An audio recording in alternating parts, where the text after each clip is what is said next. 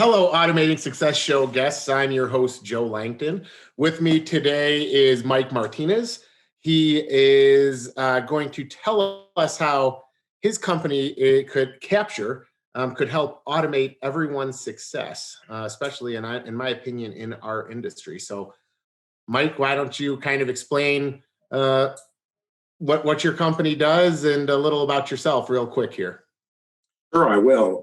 What my company does has a lot to do with my background. So I was in the customer service industry for a long time, the hospitality industry, as a corporate exec and a marketing guy, and ended up acquiring my own landscape company. And it was a good foundation being in the hospitality industry because customer service was something that was near and dear to me. So getting into the field services industry and doing landscaping was a nice kind of vertical to roll into. It wasn't a direct vertical, but it was a good idea to go into it. And I was able to enjoy customers, right in the field and talk to them and build those relationships. And my experience in the landscape company and trying to solve some of the problems that we had on a day-to-day basis led me to call a buddy of mine from the Bay Area and develop a mobile app to help solve some of the common problems that I saw in my company, with regards to empowering some of my employees in the field who were great employees, but they didn't participate in field reporting or administration because they didn't have the tools, and expanding that to being able to communicate and open up and develop those communication lines with the customers to help us look more professional. So that's really what the genesis of Cappsure and how it happened. It's actually, the trigger for me, Joe, was one day, it was probably about 5 years ago, and I got into the office, my landscape company office, and I lost an account. And I called my client and I said, "What happened, Bob? How did we lose the account?" And he said, "Mike, there was a dead tree in the entryway for 6 weeks." It was an HOA client. And I said, 6 weeks. And he says, and nobody did anything or said anything about it. He says, I couldn't hold back the other board members. They were kind of livid. And I said, okay, I understand. Of course, I asked him, is there anything I could do? Can I replace the tree for free? But it was all too late. I lost the account. Yeah. So I talked to my landscape foreman, the guy that takes the crew to the property, who's there every week and has visited the property every week for the past 6 weeks. His name was Juan, spoke very little English. And I said, Juan, why didn't you take out that? And it wasn't a big tree, but it was right in the entryway where everybody could see it. I said, Juan, why didn't you take out that tree? Or why didn't you, tell the supervisor? He said, well, and he told me in Spanish, well, I can't write a proposal, right? And he says, because I don't know how. And I told the supervisor, Al. So I asked Al, if he spoke to Juan, and Al says, yeah, I spoke to him, but I don't understand what he's saying because I don't speak Spanish. So I quickly realized that we needed a tool so that I can bring those guys together, probably empower the very first guy to solve the problem, to solve it.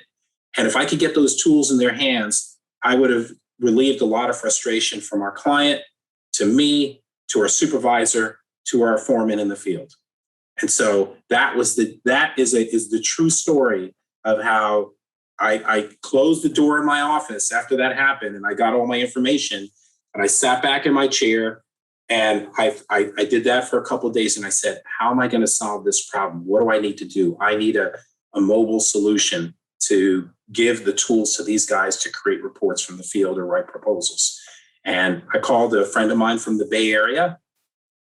And he's an Indian guy. His name is Karthik. He's a technology guru, and he came down, and it was so funny because I had him ride with the crews for a week. So he got to get in the trucks and ride with the crews and see the problems firsthand. And he took his notes, and then he came back, and we had a lot of discussion on kind of what our approach was going to be to move forward. So I got a couple of questions that I want to break into from that story. So at that moment in time, how large was your landscape company at the time? At that time, we had about 70 employees. We were probably doing about $4.5 million annually in sales, and we had been kind of stuck at that $4 to $4.5 million point for the past 4 years. We grew originally from about $500,000 a year And every year, I mean, I think you know the story. Every year we're like, wow, how do I get to 1 million? The next year we're planning, we go, how do we get to 2 million? Look at those guys doing 3. How do we do that?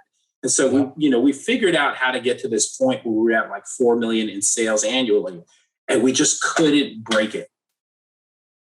Yeah. And whenever that happens to a company, there's a bottleneck somewhere. You just have to figure out how to open up that bottleneck.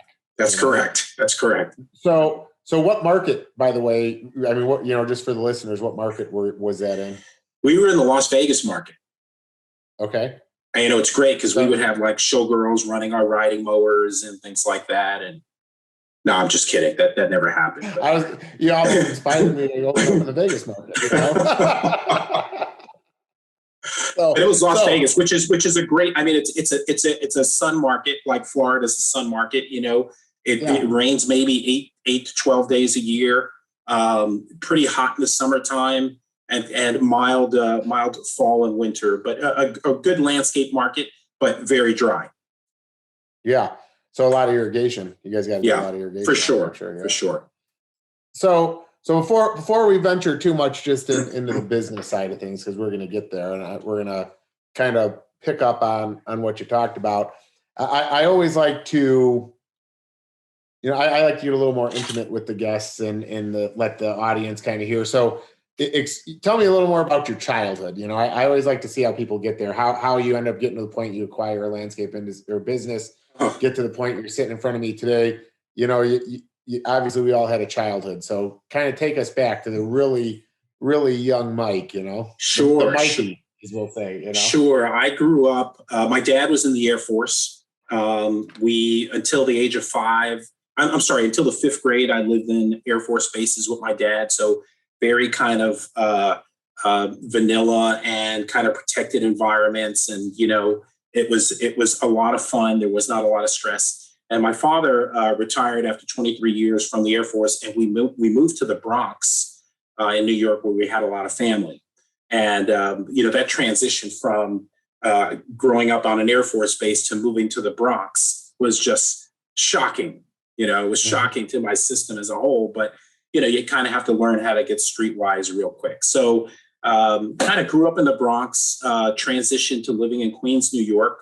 Ended up going to St. John's University. I played sports like baseball and football. And I think sports has a lot of analogies, that I've learned, about life and operating a business, leadership, how to win, how to lose, right? We win accounts, we lose accounts. It teaches you how to deal with a lot of those things, teamwork. But ended up graduating with a degree in economics. I was going to go work on Wall Street, did some internships, went for a job interview on Wall Street, and I was stuck on a train, right? And I saw all these guys with their suits on, holding on to the subway rail, the top handle, and they had their suitcase, their briefcases in their hand, their ties were loose. And I looked at them and I was like, oh my God, that's me in 10 years. I don't want to be that guy. So I ended up going to the interview, and I had interned to this at Morgan Stanley before. And they said, hey, Mike, we got a job for you. And I said, you know what? I don't want to do this. And so I got a job working in a hotel at a brand new Marriott hotel, worked at the front desk for a couple of years, went to their management training program. And I really liked the hotel industry. And I made the hotel industry kind of my career. Worked at smaller hotels, larger hotels in Marriott, was a regional marketing manager with Holiday Inns and Embassy Suites. And then Harrah's Entertainment with the casino company was part of that same company, umbrella company. And they recruited me to open up their first Indian gaming casino in Phoenix, Arizona. So, and that's how I got into the gaming side of the business. And then it was a fun journey, Yeah. Well, and I mean, so first of all, how can I put this? I'm trying to be PC about it. I'm just going to say it how I think it. You had a major set of balls on you to basically have a job someplace you interned and then say, I just don't want to do this. And then totally like switch gears and get into something else. I mean, yeah. How nervous were you in that moment, or were you not nervous at all because you just knew this is not what I want to do? I wasn't nervous. It was almost like an episode from the Twilight Zone. And I saw all these carbon copy, Wall Street executives, with their briefcase, and they just looked strung out. I was like, man, I can't do this.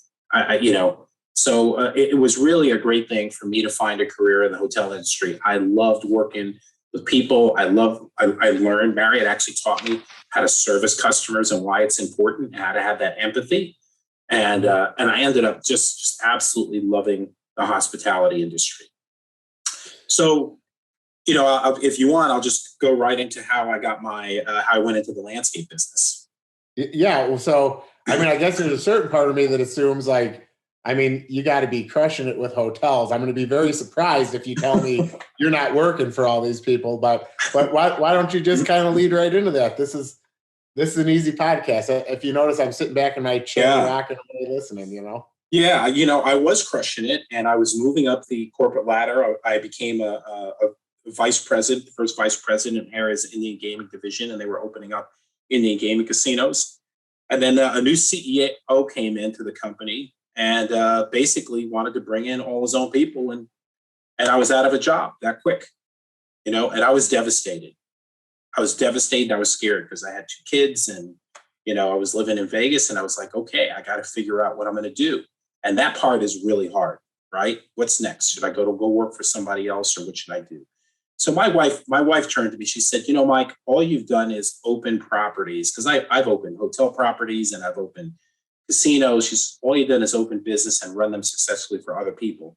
Why don't you have your own business? So I looked at a website called bizbuysell.com. And I ended up finding about 3 or 4 businesses that were for sale. There were a bunch of them for sale, that 3 or 4 that I was interested in. And I pulled up a spreadsheet on Excel and I ran formulas on them, because they told you what the revenue was, they told you what the cash flow was, and the sales price. So I ran ratios on all these different companies to see how, which ones had the best ratios. And there was a landscape company in the mix that had kind of really, really outstanding ratios. And I went, landscaping. I wonder if that would be a good fit for me. So I inquired with the broker about the landscape company for sale. I met with the 2 owners, Brent and Ryan. They're both still friends of mine to this day. They were both of them were like 32 to 33 years old. They started the landscape company when they were students at UNLV, and they grew it into a kind of respectable kind of landscape company. But they were at the point in their lives where they wanted to do something else. So I made a decision to acquire the company. I kept Brent and Ryan on as partners for 2 years, which was a really, really good move. If you look into acquire a business you know nothing about. But having them there for 2 years was great for me, because I was able to kind of almost be an apprentice. And when I tell you I went out and rode with the crews, I did maintenance, I did construction work. I was very hands-on in the field because I wanted to know everything that all the employees were doing. I wanted to walk in their shoes. And it was the exact same approach I took when I worked in the hotel industry. If I was in the hotel industry and I walked into a restaurant and I was the director of marketing at the property and the restaurant was busy, I'd roll up my sleeves and help bust tables. I had no problem doing that. And the employees respected me for that. And what I found was my employees really respected me for learning the business hands-on with them. And I got to know every employee. I got to know their skill level. I never missed an opportunity if I was at a job site to help an employee or to pitch in. If I needed to shovel rock, I shoveled rock. But I wanted to always let those team members know that I was, we were in this together. Yeah. Well, and that's good. It's there's a difference between being a leader and a boss, and it sounds like you right away, you showed them you're a leader, Yeah. You're ready to hop right in there with them. I mean, I always say the most successful people never ask somebody to do something they wouldn't do. And That's right. most teams notice that very quickly, and they're willing to go the extra mile for those leaders. So kudos, Yeah. good for you. That's awesome. So then, what was their core? Where was their focus on the business? I mean, what were they? Residential, commercial? mix of both? Kind of explain what did you acquire at the time, and then what did you do to change it? I had acquired a company. They probably had about 20 employees. They had a mix of residential and commercial landscaping. And they were really they just started dabbling and doing larger jobs on the commercial landscaping side. They started getting HOA clients and some commercial clients. They got some construction, landscape construction related jobs that were big jobs. Like they had one job just prior to me acquiring the company that was still in process, where they were doing all the landscaping at a city park. So that was about $1 million contract to get that landscape in, right? And so they were really starting to cut their teeth on becoming, breaking that barrier. They started breaking that barrier, becoming a larger commercial landscape company. So the timing couldn't have been more perfect because they started really venturing into getting bigger clients. And it was great to be at the company at that point. And I saw these two young guys kind of go into that territory. I was with them, and they were fearless. They wanted to go after big construction contracts that were, 800,000 or 600,000, and where they're using cranes to pull palm trees over buildings and on second floors. And I was like, we do that stuff? And they're like, yeah, we do it. That's right. We know how to do it. So, but it was a great lesson for me to learn. And that was pretty much the size of the company. It was a residential emerging commercial company. So did you kind of then, well, actually, I'm going to get to that a little bit later here. So when, so first I'm wondering, you said they worked for 2 years. What was it that they wanted to go do? I'm just kind of wondering, we don't got to go too far down this because the podcast. It's a great question. It's a great question because I asked them that question and they were still trying to figure it out. I think they were young enough that, when the company was acquired, when I finished the deal, they had some resources that each one of them never had before.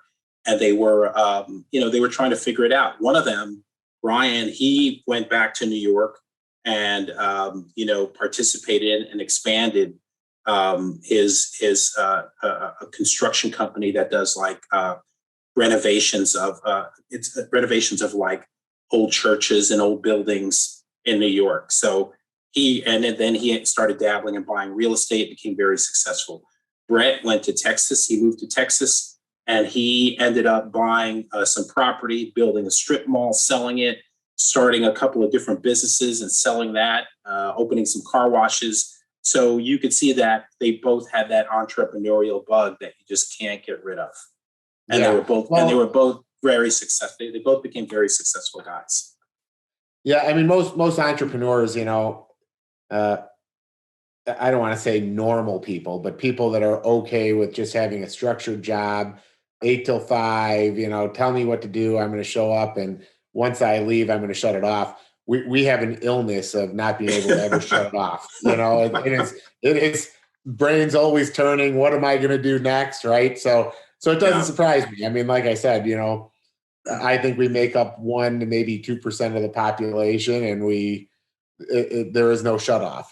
Yeah, there's no shut off. It's like a bug. I mean, when I was in the landscape business after a couple of years, right away I started thinking about, God, I'm paying these guys for dumpsters at $400 a pop. I wonder if I should start my own, start doing my own, buy my own dumpsters and do my own haul off, right? So I ran the numbers on that, and it didn't make sense, but you started thinking about, it's a good way to think, right? I mean, I was outsourcing my tree services, and at some point, and I'll talk about that a little bit later, but at some point I hired a couple of tree guys and I bought some equipment and I started doing trees on my own.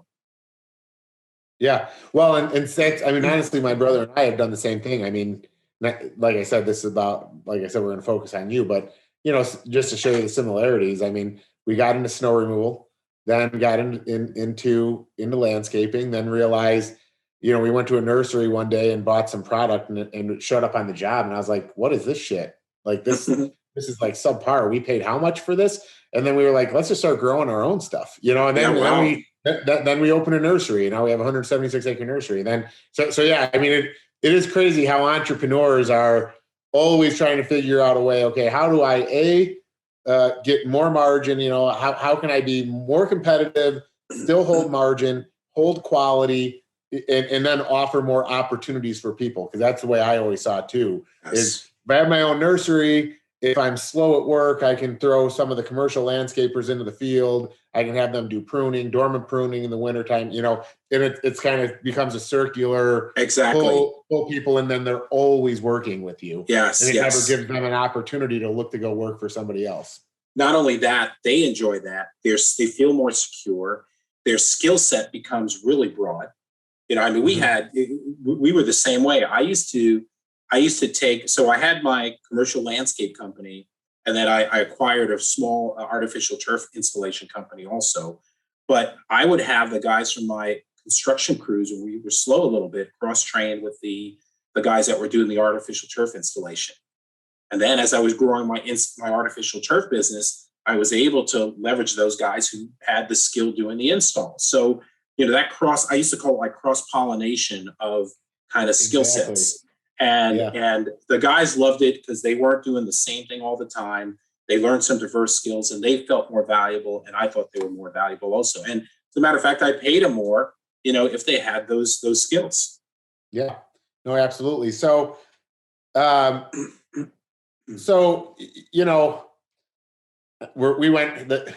we're going to run into this today, and I can already tell we're so alike. You could kind of probably run with this, and I could probably just sit back and just let you do your thing. But one of the things I always want to know is, you said you interned. You said was it Goldman Sachs? You said it was. It was Morgan Stanley. Morgan Stanley. Yeah. So you did have experience outside of being an entrepreneur. Is there anything you learned in that experience as a first job? I'm going to see that probably as one of your first jobs, I'm assuming. Or was there a job before that even before that you kind of, any first job experience that you're still using today? Oh, yeah. So it's a great question. When I was an early teen, I had my best friend. His name was Mario. He's from New York, Franklin Square, New York. Mario and his family owned a liquor store, and they owned a deli. And I worked part-time while I was going to college for Mario at his stores. And Mario worked full-time at his stores, at his family's businesses. And I would watch Mario work, and he didn't take a minute off. And as his best friend, even though when we had downtimes, we laughed and we had fun. But when it was time to work, I saw the heart and soul that him and his family put into that business as entrepreneurs. And I think that really set my foundation. I also had an uncle, my Uncle Louis, who's in the Bronx, who was he had a real estate business and a travel agency. And when I would go to his office, I would see his work ethic also as an entrepreneur. So those touch points that I had as a kind of a late teen, an early adult, were very helpful for me to change my perspective. And after that, anytime I worked for somebody, I always worked as if that was my own business, right? Mm-hmm. So it was a mindset. When I worked at the hotel, I cared what I was doing. I ran it like it was my business. I really cared about the employees, the quality of the food at the restaurant, the fact that the rooms were in great condition and the property was clean. There's so many things I learned, but that was really important for me. And that was a pivotal moment, kind of time for me, where I learned about what it really means to be an entrepreneur. Yeah, what a great story, and what a great way to put it. I mean, I think unfortunately there's too many employees that just assume money's always going to come in the door for whatever business they work for. Yeah. The person, that's exactly right. The person they're working for is sitting on some beach in some beautiful area with their feet kicked back, just counting all the money coming in the door, and they think, if I take an hour off or sit on Facebook for 2 hours and don't actually do anything, they're making a ton of money anyways. And like you said, when you actually watch an entrepreneur work, they're typically probably working twice as hard, because they're trying to figure out why am I not making the money that I think? So I'm going to work really hard and I'll bridge the gaps, and Right. by witnessing that and seeing it early on in your life, it kind of set the expectation for you that, hey, just because I open up a business, it's not going to be easy. Right. I'm going to have to Right. work really hard, but it'll be mine. That's It'll be true. something I can be proud of, That's true.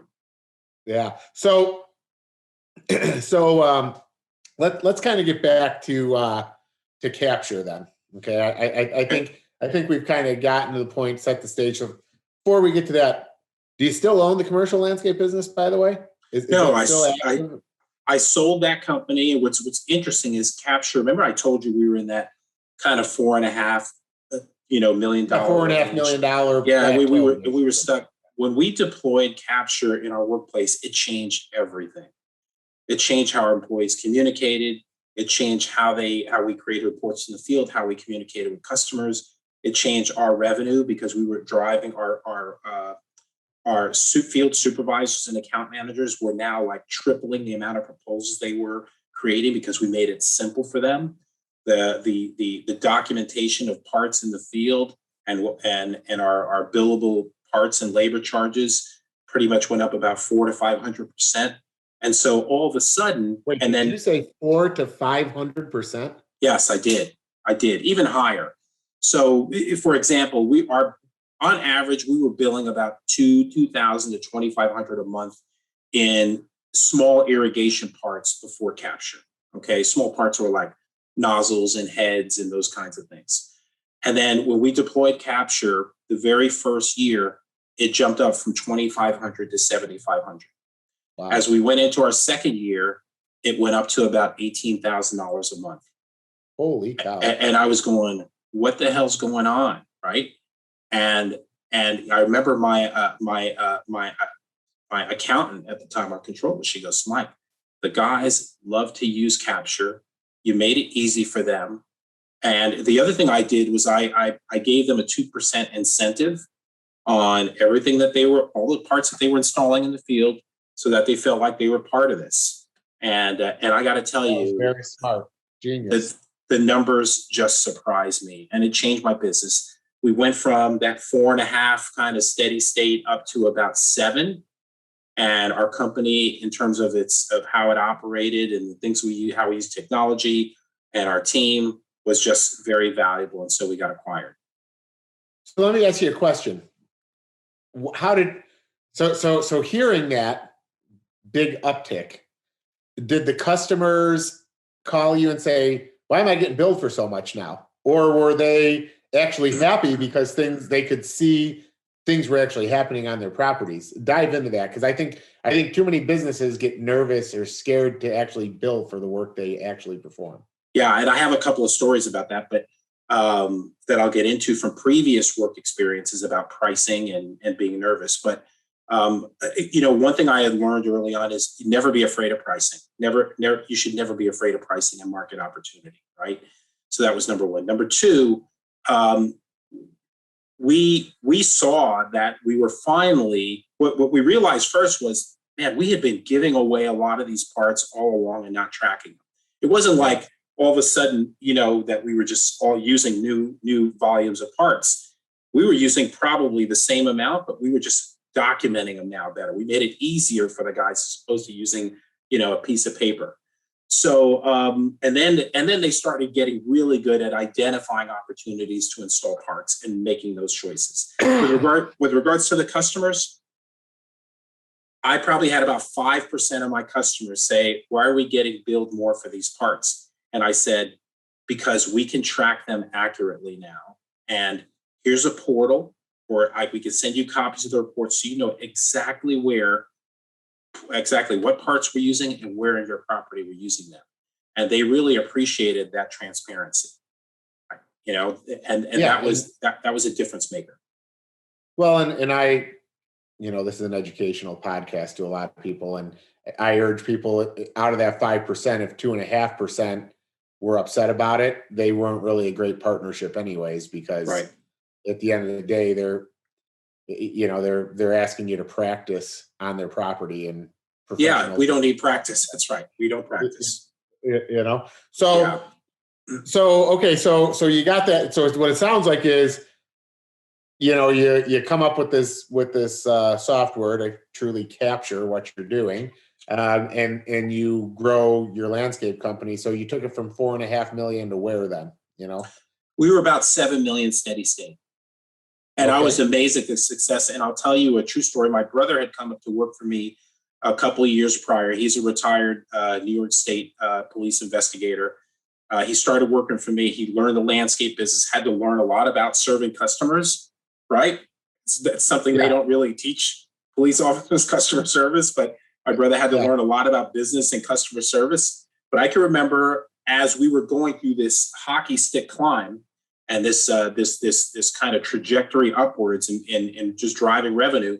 I can remember hearing my brother doing an interview with somebody, and they had asked him how many employees we had, and he said we have 130 employees, and I said, hey, Ed, we have about 102. He said, no, Mike, we have 130, and so that's how quickly the trajectory, that kind of growth and trajectory. It was almost like getting fastened in, to the Aerosmith ride at Universal Studios. It takes you off in like a slingshot.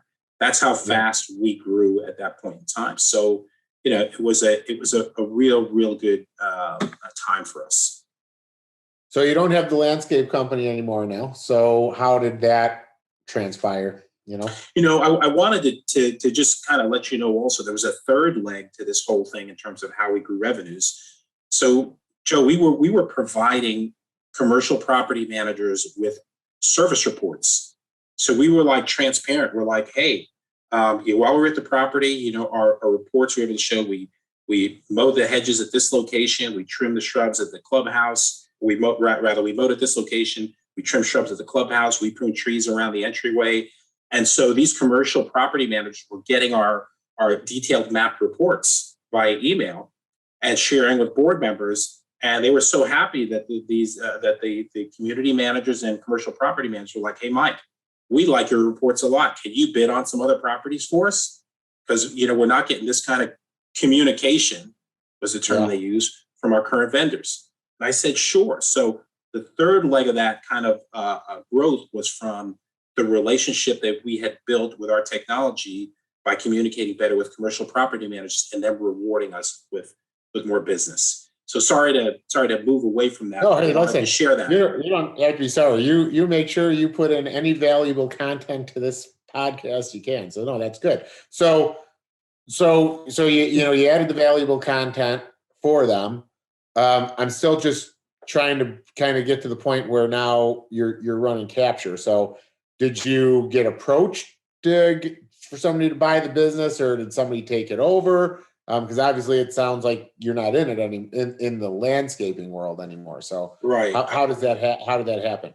So I did get approached. I was probably, I was promoting Cappsure part-time, which if I had my druthers, I wish I would have exited my landscape company sooner and got, more behind Cappsure. But as I was traveling when I could, I would meet different people and introduce them to Cappsure. And the company that ended up buying my company was a large company in Southern California. And we exposed them to Cappsure. I showed them Cappsure.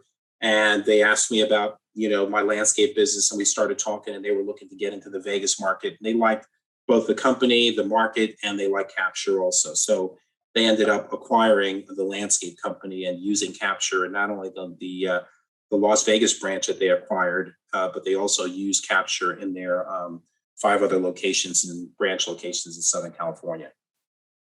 So that sounds like kind of your first major deal then, right?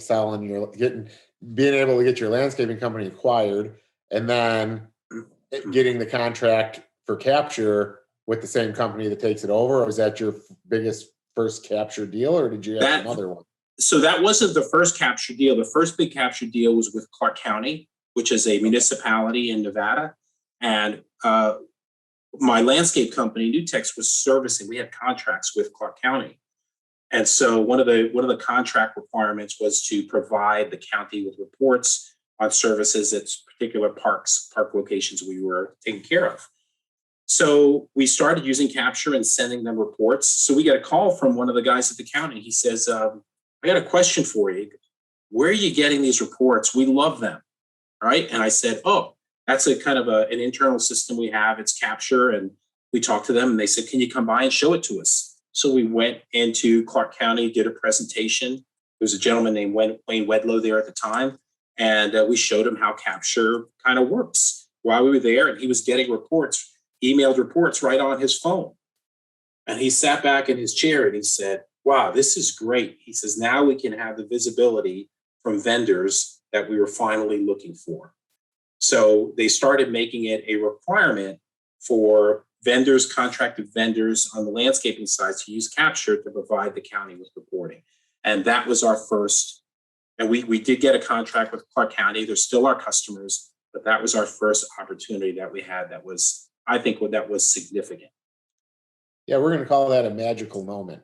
That's yeah, because that is, I mean, seriously, when you, I'll tell you what, I have a few relationships where when they tell you we're going to start making it a requirement to do this, you really realize you're doing something right. You know? Yeah. So good for you. I mean, I applaud it. So kind of step us through, how to. Okay, so now we're at the point we know you have the software and we know you're capturing stuff, but kind of walk us through what Cappsure actually captures. What is the information, kind of what's the communication stream? I mean, I'll just say it like this. Like I see it as someone that's never used the system before is, okay, I get to a property, I see a problem, maybe I take a picture of the problem, I take a look, I figure out what I need, I send that over, kind of take us down that journey. Sure. I think so the goal of creating Cappsure was to make it, our approach was, how do we make this as simple as possible for the guys, for anybody on our team, any user, to create a report from the field, whether you're, and that feeling or that kind of process is going to be the same, whether you're, English second language, low administrative skills, all the way up to the owner or president of a company. How do we make it easy for everybody and similar, make the experience similar? So we built Cappsure. We used a kind of GPS maps on Apple and Android. We geofenced the boundaries of the property to say, okay, this is the property. When you can select a property on the app and it's geofenced with kind of a green geofence.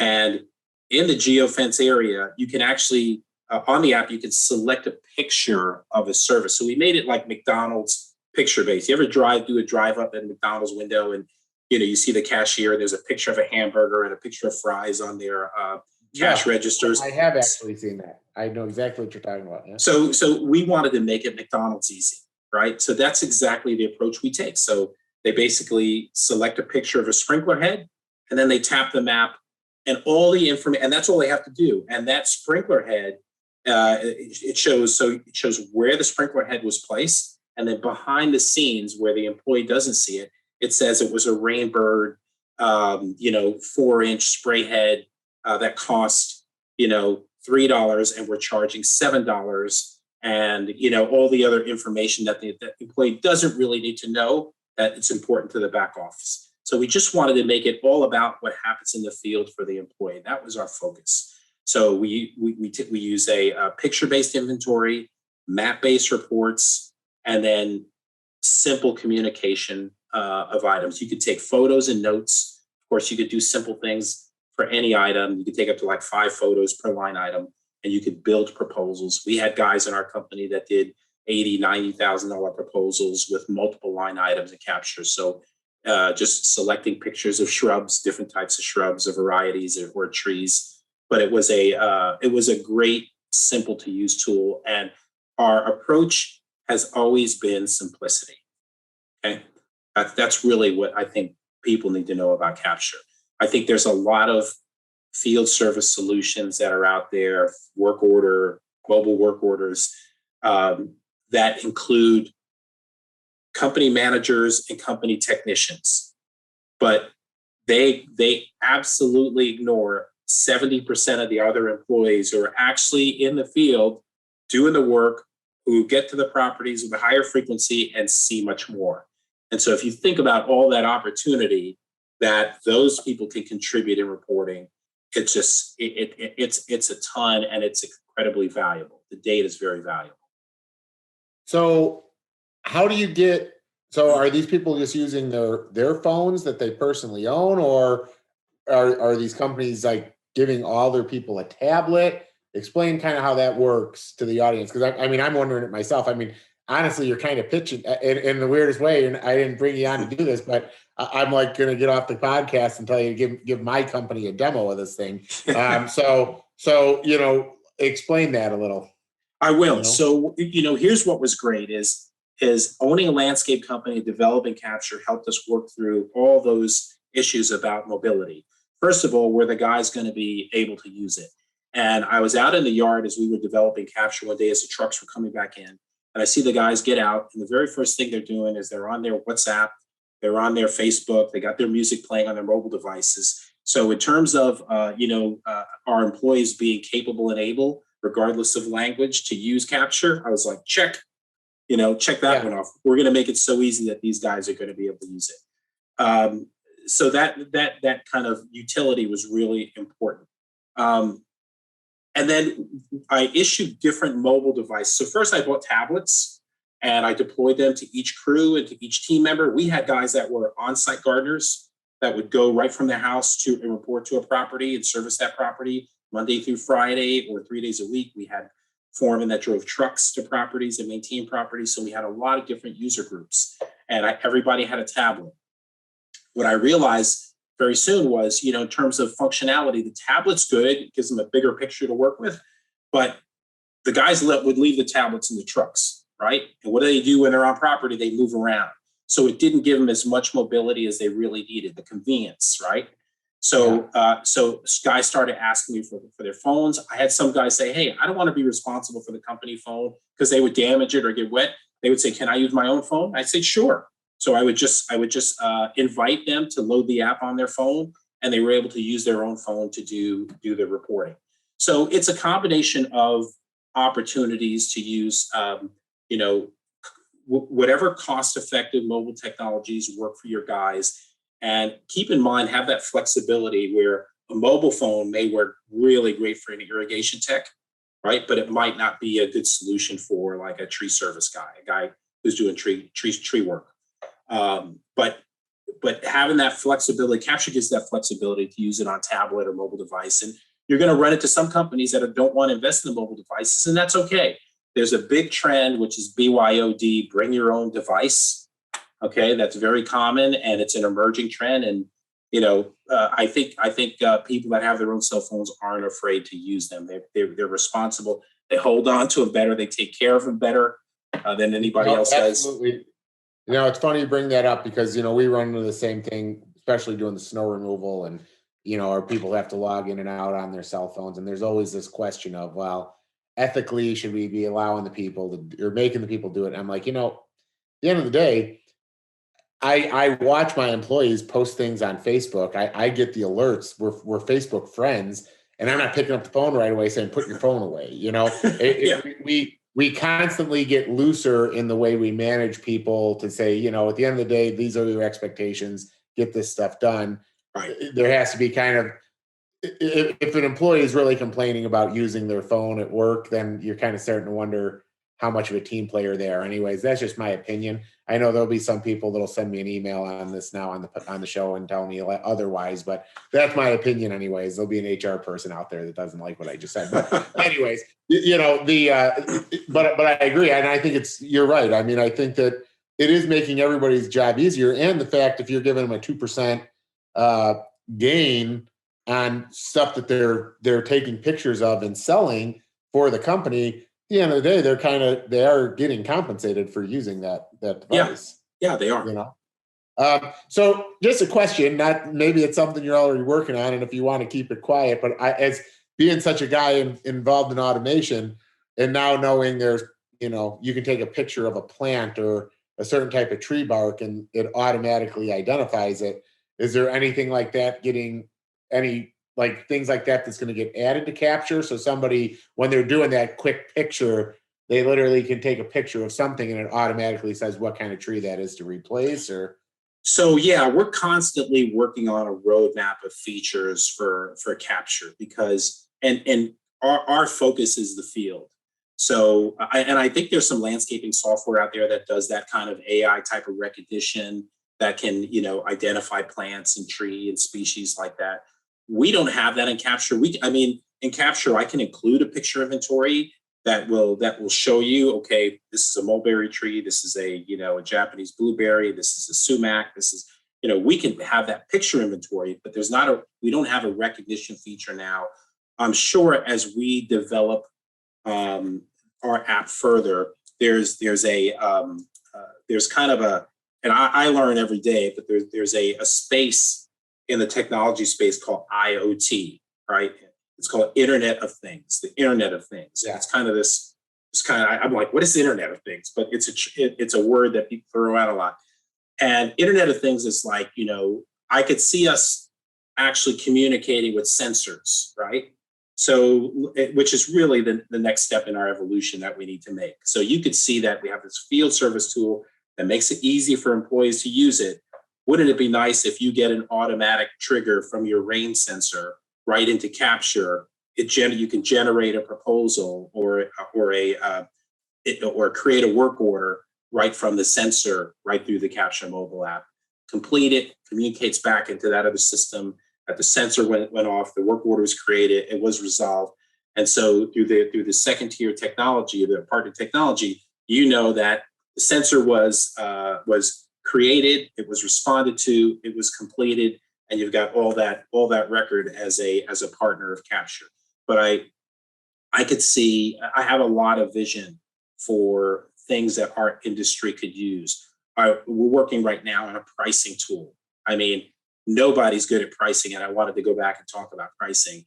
We work with some of the largest landscape companies in the country, and I got to tell you, pricing from small companies to large companies is often a disaster. I have asked companies, Joe, for their pricing lists to load into Cappsure, and they send me their cost sheet from the supplier. And I go, this isn't your pricing. I said, this is what you pay. This is what you pay. What's your price? And they're like, well, Mike, we really don't have a price. And I go, well, how do you make money? Or are you charging for parts? What are you doing? And so, there's a huge opportunity for pricing intelligence, and we want to build those features into Cappsure. I think that's kind of the next foray that we're going to make.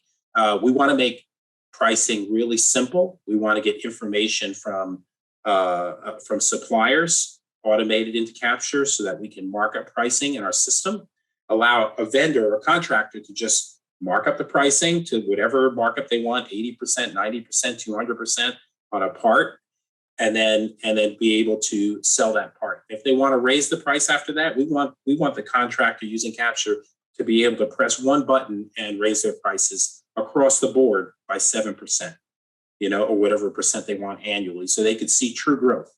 So we think that's a huge opportunity for us to help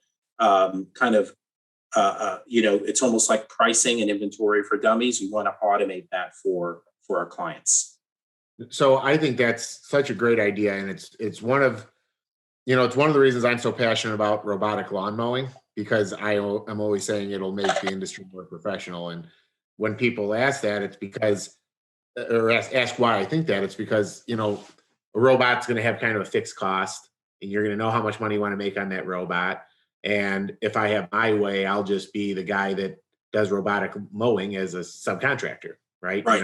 Right. And all anybody has to know is my price is $205. You mark it up whatever you want, but I'm charging you $205, and that's where we're at. Right. So, in a month. So when I hear what you're saying, what people need to understand if they get with you is you're truly going to help the industry become and be viewed as more professional. Because I think this is one of the things that confuses the consumer. The consumer doesn't understand why one company wants $350 to put in a parkway tree, but another company charges $186. And they're like, what's different about that tree? And what they don't realize is the only difference is one company understands their costs and understands that they're a for-profit company. Yes. And the other company says, okay, that tree cost me this. How much money do I want to get paid to install it? Yeah. You know what I mean? And so I applaud you for having that vision and want to do that, because our industry needs it. Our industry is so We do. fragmented. It's so fragmented. Nobody sees us as professionals. We do. Truly, I mean, very few people do. So I think it's awesome. So thanks for sharing what, you know, that Yeah, vision. yeah. I think there needs to be more education. I've been to a couple of shows. A couple of like landscape shows, and I've been to a few of and it's great because they always feature the next lawnmower or the next other piece of equipment, or the rake that has two heads, and I'm like, I think we got to teach people how to be more professional, also, because if they're more professional, they're going to really understand how to use these tools, right? Yes. You have a great idea, a robotic lawnmower, which I'm like, that thing is out of sight. And I'm thinking about, how do we incorporate Cappsure with the robotic lawnmower so that we're getting data, we're providing the customer with these kind of visual automated reports that they get. We can price and do all these great things, but I really think that there's an opportunity to educate and educate the landscape sector and operators, and get to a point where we're narrowing that pricing gap, right? It's very, very important. But first, there's always opportunity to collaborate. So if that interests you, we'll collaborate. Let's do that. If we continue down this road, it'd be like an episode of Shark Tank, right, on the podcast. Yeah. But on a different note, you brought up about how you go to all these trade shows, which really haven't happened much since COVID, but yeah, all it is equipment that can somehow make people do it faster. That's what I see. Yes. We go from a 72-inch mower to an 84-inch mower, and what nobody talks about is 84-inch mowers don't fit half the places you need them, but somebody sees it and they're like, oh wow, I can mow 13 acres an hour with this thing. I'll buy it. But then they don't realize most of their mowing that doesn't even fit. And by the way, it doesn't even fit on a trailer. The trailers are not wide enough to fit the mower. So now, unless you're running it down the street, so I go to these shows and I look at it and I'm like, okay, our solution to keep pricing fixed, because pricing is stagnant in our industry, is just make better equipment that costs more money that doesn't fit on the trailer. Yeah. Agreed. The better solution is to say, people have been charging the same pricing for landscaping since the 80s, not able to adjust for inflation. I mean, seriously, think about this. If so many landscapers are scared to go to a customer and ask for more money, even though fuel is more money, the trucks are more money, labor is more money. We offer benefits now, at landscape companies when you go over 50 employees. There's all sorts of things that have changed in the industry, but people are still willing to do work for $30 to $50 an acre, for most. Right. And I'm constantly questioning that. Now in the robotics world, you got manufacturers out there that are offering a product that can mow the grass every day, but are trying to go direct sell a return on investment and say we can do it cheaper than your commercial landscaper. Well, why? You're giving 6 times the service. We are stuck in this industry of providing more and more service for less and less money. Yeah. And the reason it happens is there's no book or there's no chart that says this is what we should charge, because nobody wants to talk to each other. Right. Nobody wants to. So it's an interesting story. So I know a lot about pricing, and you're exactly right. If you, I, and 5 other landscapers were in the same market and we said, hey, we're going to charge this much for labor, we would all, that's Taft-Hartley violation, right? We could face price fixing charges, and we can get in a lot of trouble for doing that. Correct. However, I've always felt that the people who should be driving pricing are the suppliers in our industry. Driving pricing education are the suppliers, because they can do it. They can show you how to price. And what they don't realize is, this is where our suppliers are, they don't realize if they help our landscape operators, commercial landscape operators, understand more about pricing, and landscape operators are able to raise their prices and make more profits, then in turn, the suppliers can then start raising their prices, right? They don't. Well, and not only raising their prices, getting their bills paid.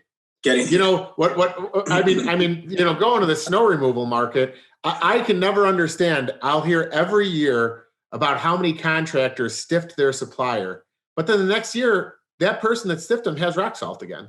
And I'm always scratching my head like, wait a minute now. This is a small industry. There's only like 5 really big salt suppliers. They all have to know this person's stiffing them, but somebody's always willing to supply them salt again. And at the end of the day, it's because somebody didn't say, hey, dummy, I'm charging you $100 a ton. You can't apply it for 120. Yeah.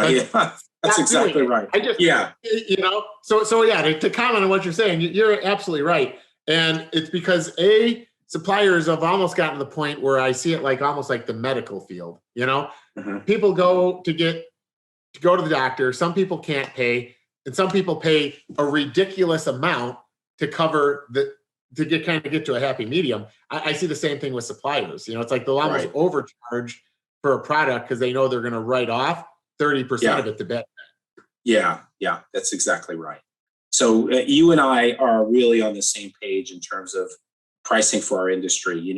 I learned when I was with Embassy Suites, we did a whole pricing exercise, and we went around and educated every hotel.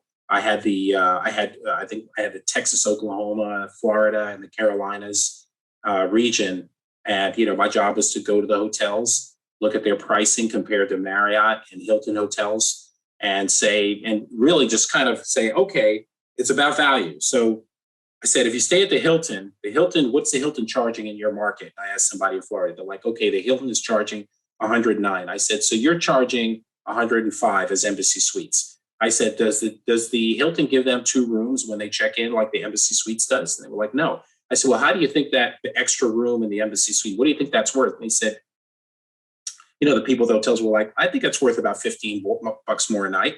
And I said, what about the free breakfast you get at Embassy Suites? You think that's worth something? They were like, yeah, it's worth about another $7. I said, okay, 15 and 7, that's 22. So instead of $105, we should be at 127, where the Hilton's at, 110.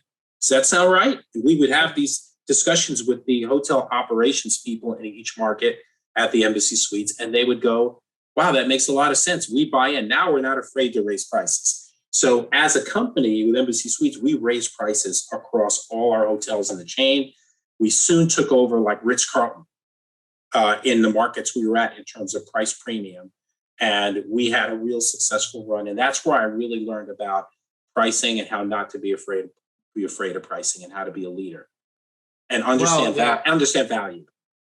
Well, people get hired. I mean, in our industry, you hire somebody and you say, you're an estimator or you're a salesperson, but really you should hire them as like value adders. You've got to add up all these different value columns, so and that's one of the things I would say with like robotics. Like right now we're doing, standard, bronze, silver, gold, because at the end of the day, you start here kind of like what you just did.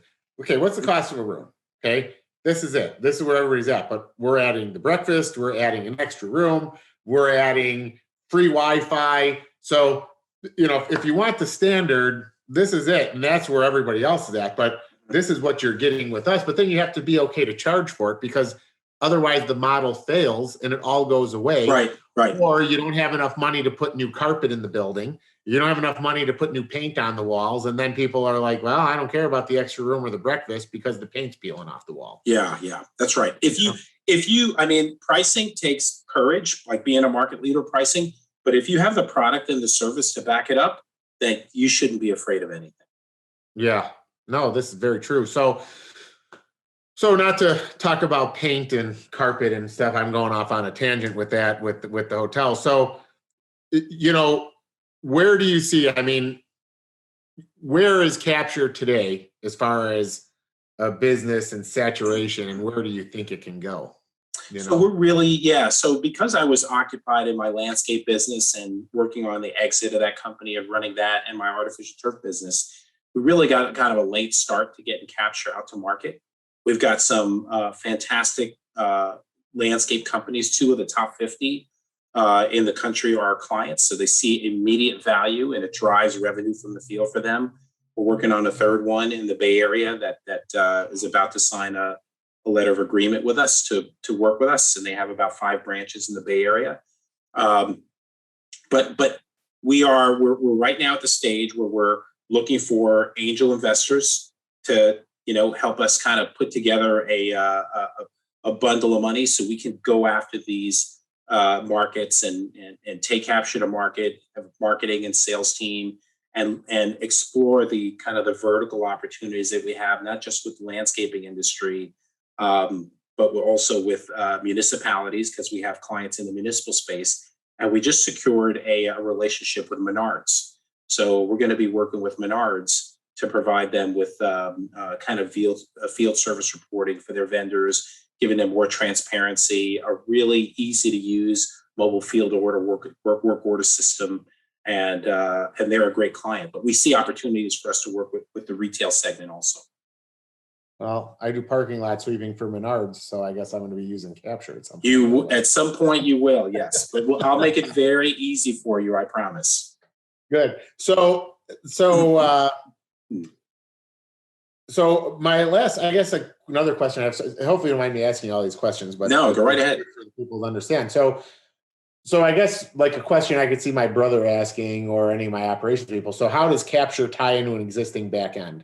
So if I have QuickBooks right now, okay, yeah. Or there's going to be companies, if you've got top 50s that are maybe running LMN or single ops, like that. Right. How do you guys tie into those existing things? Or if you contract with your service, do you just not need them? So, I mean, I'm sure you still do. So how does it tie into the back end? Yeah, so that's a good question. So probably about 4 years ago, we made a decision it was actually about 3 years ago, we made a decision that we saw there were enterprise, large enterprise landscape system. Enterprise means that includes like accounting and all these other systems, right? Yeah. And we realized we really didn't want to be an enterprise system. We wanted to be like this really nifty field mobile reporting app that was field centric, and that could be actually a plugin, for the right people that want to plug this in. And so we've been looking for those relationships where a company, an enterprise software doesn't have really good field capabilities like we have, and they want to kind of bridge into Cappsure and pull that data into the system. Those are ideal opportunities, and we're not shy. We'll work with those companies to let them into what's called our API, or which is the brain for Cappsure, and pull out the data and push it into their own system. And the data is, okay, what parts were sold, who was the user, what was the property. So it's not complex data. It's all the simple data that gets pulled from Cappsure and could populate, another system. So integrations we're not afraid of. We encourage them. If we find the right partners, we're all about that. So you're saying, so like I have an app for my auto mowers, just for robotics. It's a CRM, but then it forces out to my technicians. So what you're saying is, my technician side of the app, you could plug in your app and make it real easy for them to take a picture. Boom, this is what we built. Extra parts, extra people. Yeah, ideally it's you really have to find the opportunity there. And the problem with technology people is they like to develop, right?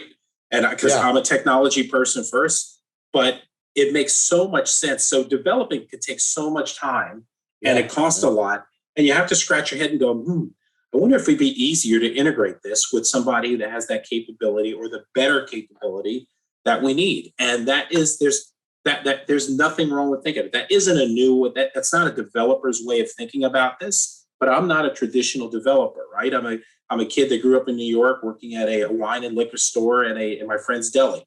Okay, so I think a little bit differently about the value of integrating and doing it in 6 months, as opposed to developing something that's going to be maybe field ready to test in 1.5 years, but ready to put to market in 2.5 years.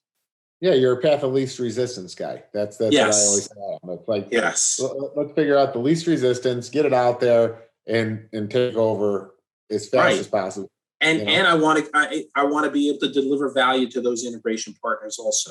That really makes a lot of sense. With regards to a lot of the traditional vendors that are out there that use QuickBooks, we can export any data that you want out of Cappsure. So we can export CSV files. customized reports, anything you want. And there are different softwares out there like Zapier that you can use as a bridge to import to export that information with a couple of pushes of a button from Cappsure into QuickBooks Online. And then there are also third-party softwares that are kind of like maybe $30 a month that you can use to push data from Cappsure into other QuickBooks enterprise systems.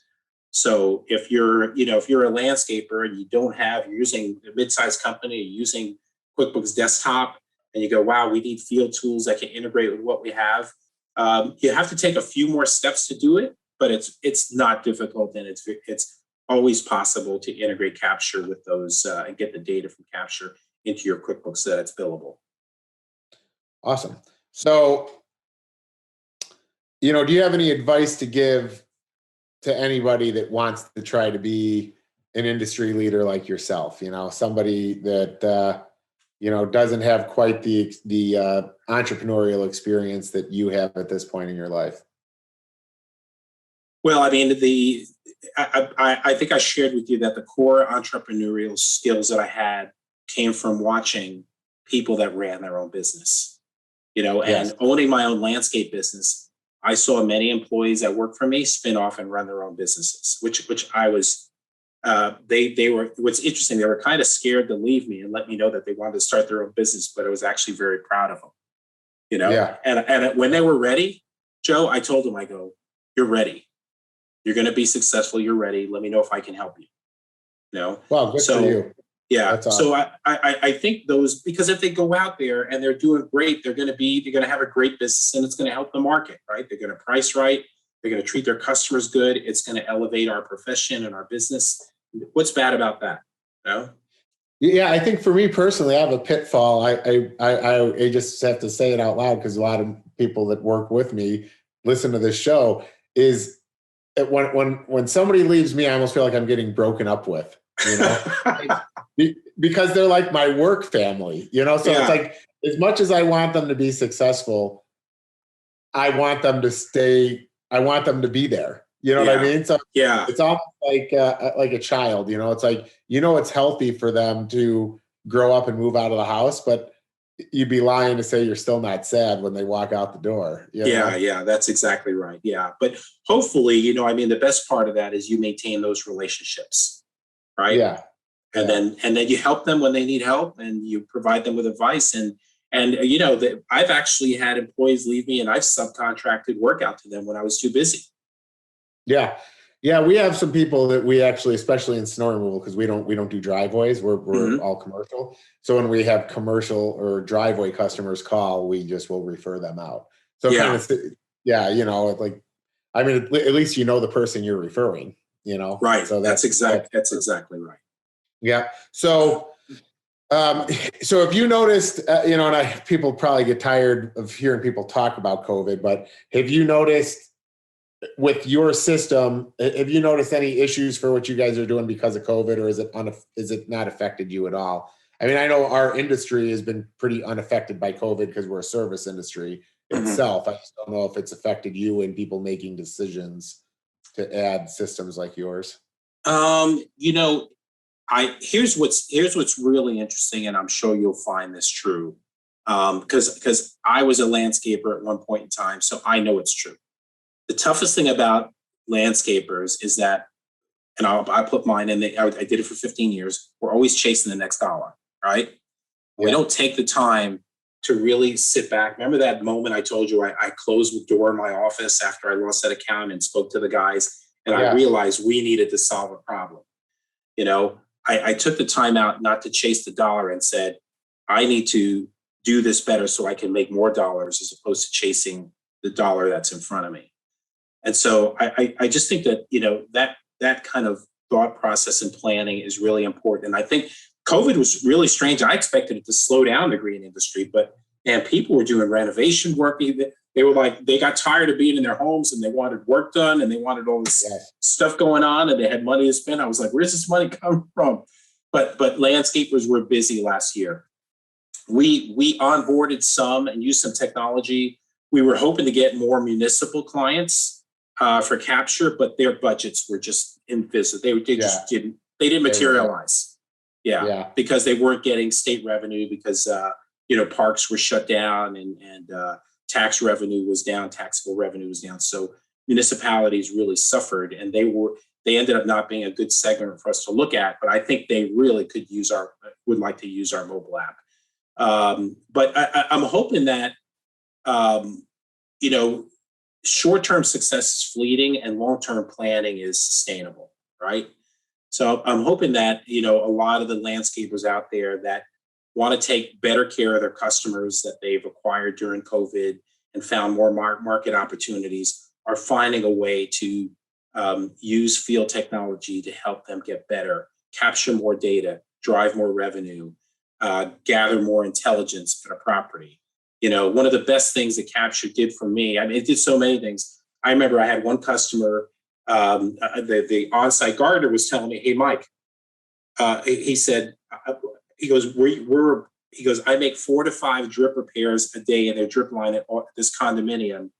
And I said, "Are you recording them in Cappsure?" He said, "Yes." So I looked, and over the past 6 months, we had made something like, I don't know, close to 600 repairs of the drip line at the various areas. I printed that out of the Cappsure and I shared it with my board member for that property.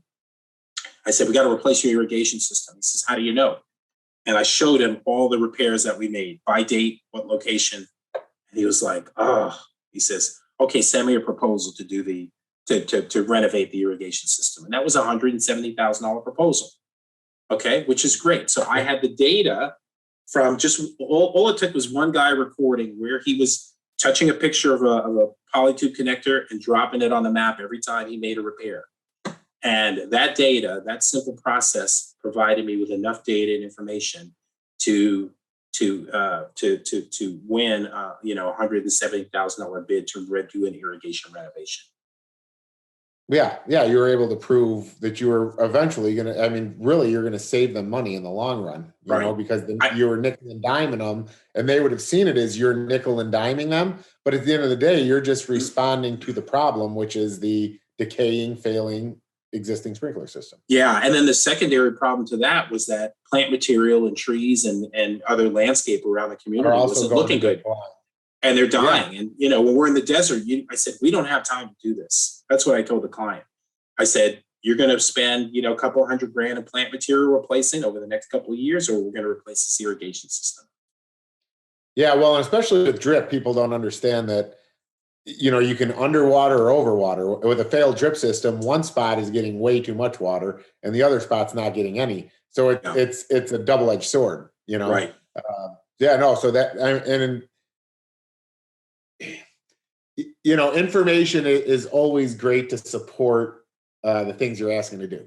So Yes. all you're doing is providing the information and the data, and everybody says, data and information right now are worth more money than anything. I mean, if you can gather data and compile it and put it together, you have something. That's exactly right. Yeah. I've heard, the Bay Area is kind of the hub of technology, and people there still buzz about data. Data is a big word for them, right? And I'm going like, it's just information, right? It's like it is about the data. There's a lot of people that value the data. And you as a company owner, when you're able to get more data, it makes you so much more intelligent. If I use 1,700 sprinkler heads over the past year at this property, and you never were able to know that before, it makes you so much smarter, in terms of pricing, right? Yeah, absolutely. Well, and especially if you have multiple customers, like, let's say for me, like I do a lot of Costco. So let's say that's a Costco, and I can look at and say my average Costco goes through this many heads. Yeah. Now I can start putting together real forecasts, and I'm not just throwing a spitball at the wall and seeing which one sticks. Yeah. No. So absolutely. I've even looking at these robotic lawnmowers, sometimes I think the manufacturer misses it, because even when you look at pictures or take like having cameras on them, I'll say, why don't these have cameras on them? They're like, "Well, they don't need a camera." I'm like, but if I was to have a camera on it, it tells me who stole it. If it does get stolen, there's a picture Right. of them. Mm-hmm. If there's a shooting in a park someplace, somebody can say, "Oh wait, isn't there a robot out there? Take a look at the image." Right. Now a lot of people hear this and it makes them nervous, but at the end of the day, it's data. It's data. That's what it is. I mean, you already have a little mobile cell phone. You might as well just have it working. Yeah. And I say this out loud because there's engineers that I hope listen to this and they're like, "Oh shit, put a camera on one." So it's always, this is a weird question to ask a guy like you that probably smiles as much as me. I mean, I think you've been smiling as much as I smile. Mm-hmm. But I always like to ask, go back 20 years. Is there any advice you give yourself? I think I already know the answer because you've said it twice about spending probably too much time before you exited your landscape business. But is there anything that you would have done 20 years ago different than you've done now to get you to this point? If I would have known, oh man, but that journey is so critical because there's so many components. Like I really learned how to, I learned about work ethic from my friends' businesses, working for my friend. I learned about operations and marketing from working in the hotel industry. So there were all these, and customer service. So there are all these journey points that I learned different things, and it was accumulation. And for some people, the timing is, when the timing's right. Looking back, would I have probably been successful starting my own business earlier? I would probably say yes. However, the capital that I got to start my business, to buy the landscape company, came from stock options and things like that I received when I was working in corporate America. So I had money to put down and buy the business as opposed to starting a business from scratch. Could I have started the landscape business from scratch? Man, it would have been tough. Like I would have had a lot more fear. Well, and you wouldn't have had the training from the two owners that you had 2 years of apprenticeship with. That's exactly right. So a lot of things would have been different. And the other thing I want to share with entrepreneurs that are out there, and this firsthand, right? Fear is a good thing when you own a company and you're operating, and the fear doesn't stop. It doesn't matter if your company goes from $500,000 in sales to $1 million, or from $1 million to $2 million, or for $2 to $3 million. You always get uncomfortable, Joe. Isn't that right? Oh, and yeah. Because you're always wondering, what are you going to do if that faucet turns off? Right. And nobody wants to hire somebody and lay them off. That's right. That's exactly right. Yeah, and you are right. And even when COVID hit, we let a lot of our people work from home, and I had a bunch of people surprised how much I was showing up. And they're like, "Why are you going in? There's a pandemic." And I'm like, because unlike other people, I can't allow my company to fail. Yeah. This is my baby, Yeah. Everybody's telling me, "Don't worry about it. It'll all be okay." But I'm worried, Yeah. And I think you've got to be an entrepreneur to understand, like you said, that fear, sometimes in that time, when I look back for me at my leadership skills, I actually apologized to a lot of my key people, and Tanner, I know, listens to my podcast, and Tanner he's my GM, was one of them, because I always aspire to be the best leader I can be. And sure, I have a regrettable Zoom call that I did where I was like, "I want everybody back here," and I was pissed, and these are regrettable moments, but it's because I reacted to being fearful. I reacted to what's going to happen when everybody's at home getting unemployment. I can't get that unemployment. Right. It's a new situation for you. Pay for my trucks. And unemployment doesn't pay for the building. Right. That's right. It's a high risk situation. So but that's just a healthy piece of advice for everybody. I think entrepreneurs, while they may seem secure and successful, always have a little bit of fear in the background, and they're cautious, and there's a conservative side to them. So, Yeah, I always say, I don't know that for me it's fear. I always say it's anxiety. Sometimes people will, right? Yeah, like I'll hear people talk about suffering from depression or whatever, and I'm always like, I suffer from anxiety. I'm the guy that when I do have that time to to kick back, I'm like all of a sudden I'm like suffering from boredom, and then I'm like, Yeah, I have to do you're a go something. guy. You're what I call a go guy. You can't sit still. Yes, You yeah, know, exactly. I was, and we all have our own strengths as owners, right? One of the strengths I had was I was able to compartmentalize. So as I was driving home from work, when I left the office and locked up at 5:30, and I was driving home, I was kind of 30 minutes, I was kind of decompressing. And then I got home, and like work very rarely came into the equation once I got home. Yeah, I see total opposites. So it's one of the things I struggle most with because, so my daughter is my COO of Automated Outdoor. She's only 20. She's like literally one of the brightest That's young great. women, like I think out there. I mean, seriously, I tell her all the time, like, Julia, you could literally be president one day. Like, seriously, I have no idea how intelligent you are, Yeah. And she actually used to do the podcast with me, but she's back in college now. So I'm kind of letting her take a break from this. The, um, but then my two stepsons install robots for me. So Mhm. imagine there's really no shutting off. And then my other stepson does the resets on the weekends. Right. And I mean, and it's important for everybody to know I have a lot more employees than this, but everybody that is in my house loves what we're doing. As a matter of fact, my fiance is pissed off because she doesn't work for me. Yeah. She's always like, "What? Everybody else gets to work with you. Why don't I?" And I'm like, "Yeah, that's when I." It's like as a father, I can be a mentor and a like. This is what you're gonna do. Do it for Yeah. me. I Yeah. really don't want to be telling my fiance. I don't really like the way you put that report together. I could see us Yeah, keeping it that's separate. that's a no win. That's a no win, right? Yeah, so that's one that I've kept separate. But but yeah, no, I don't ever do the disconnect, unfortunately. And sometimes for especially my daughter's sake, sometimes I wish I would because I'm probably not teaching her every now and then you got to turn the switch off. Yeah. So Joe, you asked about words of advice. What I would say is, if you work hard and you're consistent and you enjoy the people that you work with, you provide good service to customers, you understand what you're going to deliver to, as a product or a service. If you understand and like the people you work with and provide them with good internal customer service, you're going to build a work ethic and a culture that people are going to really like, and that's going to help you be successful. you know, and yeah. 95% of the people, 90% of the other people out there are not going to do those things. So there's real simple things that you could do to really set yourself up to be successful. Because, like people like you and me know that we want people like that working for us.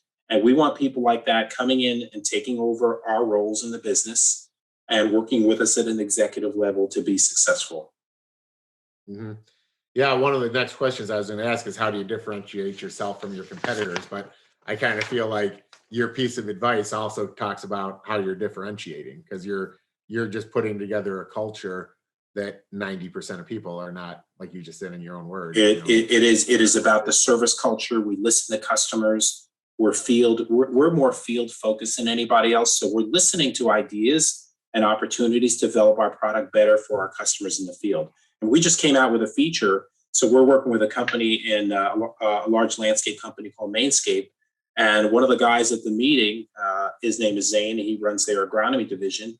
And he said, "Hey, Mike, can we automate this address feature so that when our techs are at a property in a large HOA, they don't have to write down the address or type it into Cappsure every time they use it?" I said, so I talked to my chief information officer. She said, "Yeah, let's develop it for them." So now all they do when they drop a pin of a 1 inch valve, and they drop a picture of a 1 inch valve and touch it on a house, it automatically pulls in that address. So yeah, we know what specific house within that HOA that $350 valve was installed, and Mainscape has that information, so they can share that specific information with their client groups, and there's no billing errors, right? You don't yeah. have I didn't recognize, I got the address wrong, and then somebody at the HOA gets the wrong address and they get frustrated, and then they're like, oh, they're not competent enough to service our account. We've automated that issue to just make it simpler for everybody. Well, and it's something I want to add. Um, A lot of times I think when a HOA or a business, whoever it is, lets a landscaping or any professional go, it could be an electrician, plumber, whatever. There's a lot of things that have led up to it. They're literally waiting for that reason to give them the excuse to fire you.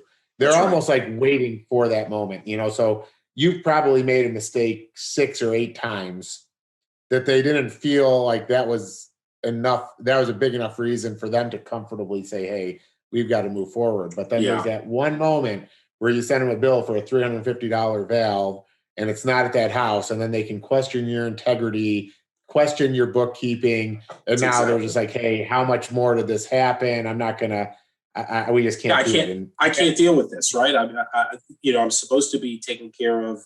I'm a property manager. I'm taking care of my HOA clients, and I'm dealing with billing discrepancies from the landscaper, right? I can't do this. That's not my job. yep, I'm too busy for yep. this, right? So make it easy, and we automate that. Yeah. Well, like I always tell my people, don't keep your foot in the door for the next contractor to walk in. Get to the job, do the Yeah, job, finish the job, close the job. If you do it all right, that door closes behind you and there's not an opportunity for the next contractor to walk in the that's door. right. That's a great. Your philosophies are dead on. Yeah. Yep, yep. So um we're kind of getting to that point in the show here where I don't think we can add that much more to what we've done besides, at the end of the day, what do you want your legacy, to be? What do you want to be best known for? Well, By your people. you know, my kids didn't want to have anything to do with taking over my landscape business. That was one of the first things that I wanted to tell you. When you got your family at, my sons were like, "No, Dad, we think we want to go to college and do something else." I was like, "Okay, I get it, right?" So, but in terms of a legacy, look, I think you see this. It really is that running a business is about people, right? People and relationships. I absolutely adored my employees. I hated terminating employees. I love to find that those skill sets in employees that made them valuable and help them develop it. And the value in these big companies that are successful in these organizations, the value is all about the people, right? Yeah. And I always told my employees, and I would stand in front of 100 employees or 70. I would say, "Look, guys, we all have problems at home, whether it's paying bills or, arguing with a family member, whatever. When you come here, we're going to focus on work. We're going to get along with your coworkers. We're going to communicate. We'll have a good time. We'll get the work done together. And then you guys can pack up and go home and say, hey, I put in a good day's work and I had fun. I enjoyed working here." And something that simple, or not understanding that connection, between your employees and what they mean to you and your company and how they add value. That has been, I've worked for other people in leadership roles. I've been a director at a property where I had 40 people working for me when I was in corporate America, or a bunch of people working for me. Building those relationships with people, building their careers, investing time to making sure they're competent and capable, and promoting them, and enjoying watching their growth. I was never afraid to hire my replacement. Never. I Mhm. always hired people who had the skills that could really perform and say, okay, this is the person that's going to take over my job, because that's going to give me an opportunity to get promoted. You know. Yeah. So, but people, they call it intellectual capital, but that is anybody who works for you, who works hard, and recognize, reward, and keep those people in your organization. Awesome. Yep. I totally agree. I totally agree.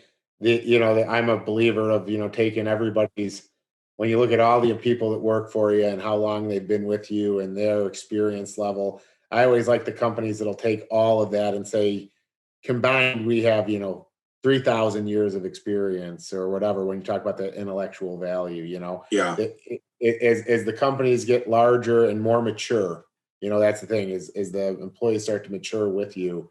The amount of cumulative value yeah, is just amazing, yeah. Cumulative value. That's a really good word. I like that, because it is. It grows.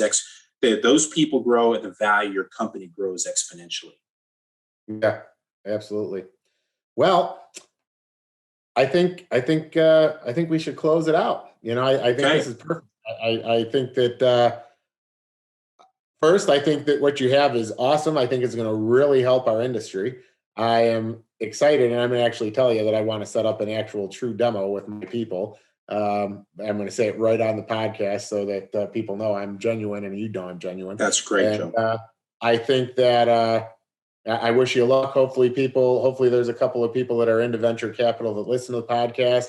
I'm going to say, as a guy that has a good pulse on the industry, you should really take a listen to what this guy has to offer, because it's going to really help an industry that, quite frankly, PE and venture wants to be involved with anyways, because it's an industry that was not affected by a pandemic, and that's something they should. So That's right. So anyhow, with that, Mike, I appreciate all your time. This was a great show, and I hope to talk to you again soon. Yeah, Joe, let's make sure we stay in touch and talk about our technologies and how we work together and improve our industry. Awesome. Thanks.